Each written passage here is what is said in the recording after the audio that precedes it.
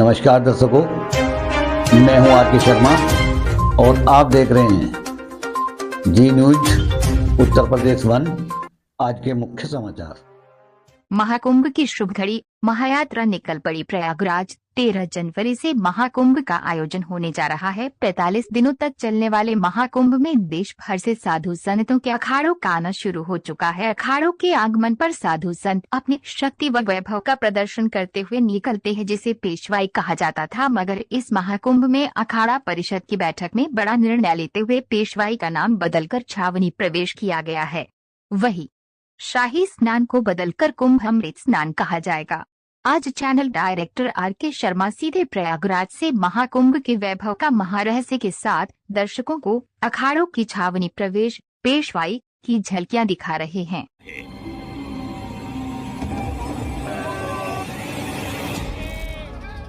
साधु संत और सनातन का ऐसा एहसास शायद ही कहीं और मिलता हो। महाकुंभ भावनाओं का एक ऐसा समंदर है जहां सनातनियों की श्रद्धा ही सत्ता है और आस्था ही इकलौता सच। महाकुंभ के कैनवस पर करोड़ों सनातनी अपनी आस्था और विश्वास से रंग भरते हैं और हिंदुस्तान के अलग अलग कोने से आए साधु संतों के द्वारा निभाई जाने वाली परंपरा। इन्हीं परंपराओं में से एक है पेशवाई, जिसका अर्थ होता है स्वागत करना।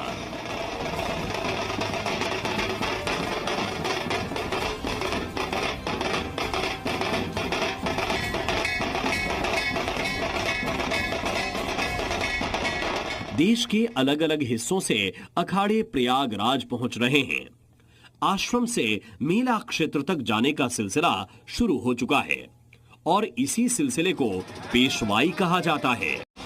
पेशवाई का रंग पूरी दुनिया को अपनी तरफ आकर्षित करता है। ढोल नगाड़ों के साथ पेशवाई की परंपरा को उत्सव की तरह मनाया जाता है, जिसमें साधु अपने शौर्य का प्रदर्शन करते हैं। धूमधाम से निकाली जाने वाली इस अलौकिक शोभा यात्रा को ही पेशवाई कहा जाता है, जिसमें साधु संतों के वैभव, यश और सनातन के प्रति समर्पण की झलक दिखती है। अखाड़ों की इस शोभा यात्रा को देखने के लिए हजारों की भीड़ इकट्ठा होती है। इस शोभा यात्रा को देखकर ही अखाड़ों की ताकत का पता चलता है। प्रयागराज में नगर प्रवेश और पेशवाई का सिलसिला शुरू हो चुका है। हाथी, घोड़े और रथ पर सवार होकर अखाड़ों के महाराज मेला क्षेत्र में प्रवेश कर रहे हैं। सामने साधुओं की फौज ढोल नगाड़े पर नृत्य कर रही है, जिसकी रौनक देखते ही बन रही है। शोभा यात्रा के दौरान सनातन की पहचान को साथ रखा जाता है। धर्म ध्वजा और पताका के जरिए सनातन की बुलंदी का भव्य प्रदर्शन किया जाता है। शस्त्र और शास्त्र के इस अद्भुत समागम को देखना हर सनातनी का सपना होता है। 12 साल में एक बार आयोजित होने वाले महाकुंभ में संतों का ये शौर्य देखते ही बनता है और यही वजह है कि दूर दूर से लोग इसका हिस्सा बनने के लिए आते हैं।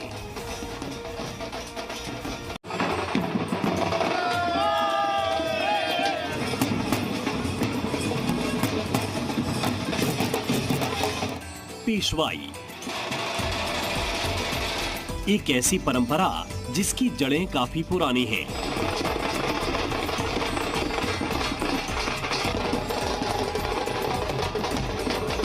लेकिन इस शब्द को लेकर इस बार के महाकुंभ में बड़ा बदलाव किया गया है।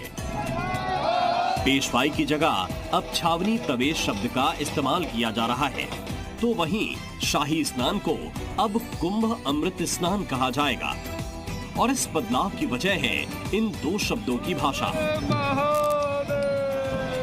अब तक महाकुंभ में अखाड़ों की शोभा यात्रा को पेशवाई कहा जाता था, पेशवा फारसी शब्द है जिसका अर्थ होता है नेता या नायक। 5 और 6 अक्टूबर को प्रयागराज में अखाड़ा परिषद की बैठक हुई, जिसमें इससे जुड़ा प्रस्ताव पास किया गया। बैठक में 8 अखाड़े मौजूद रहे। 9वें अखाड़े ने बैठक से दूर रहकर अपना समर्थन दिया। बैठक में 11 प्रस्ताव परिषद ने पास किए, जिसमें से एक था शाही स्नान, पेशवाई और चेहरा मोहरा जैसे शब्दों के इस्तेमाल पर रोक। महाकुंभ के दौरान पेशवाई की परंपरा बहुत पुरानी है, लेकिन इसके नाम को लेकर कई अलग अलग दावे हैं। दावा किया जाता है कि मुगलों के दौर में पेशवाई और शाही स्नान जैसे शब्दों का इस्तेमाल शुरू हुआ था। साधु और संत इसे गुलामी का प्रतीक मानते हैं। शायद इसी वजह से इन नामों को बदलने का फैसला लिया गया।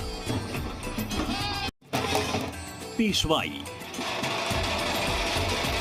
एक ऐसी परंपरा जिसकी जड़ें काफी पुरानी हैं।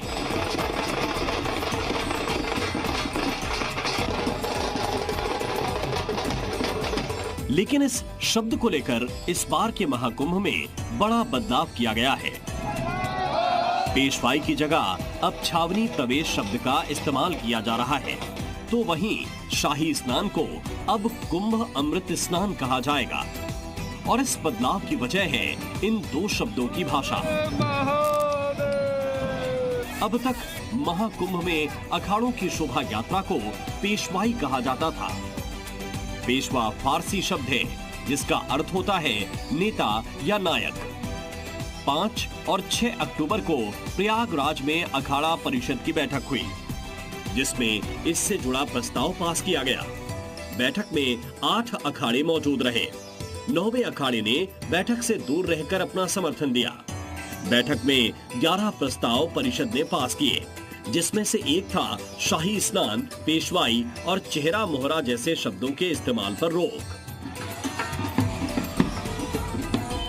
महाकुंभ के दौरान पेशवाई की परंपरा बहुत पुरानी है, लेकिन इसके नाम को लेकर कई अलग अलग दावे हैं। दावा किया जाता है कि मुगलों के दौर में पेशवाई और शाही स्नान जैसे शब्दों का इस्तेमाल शुरू हुआ था। साधु और संत इसे गुलामी का प्रतीक मानते हैं। शायद इसी वजह से इन नामों को बदलने का फैसला लिया गया।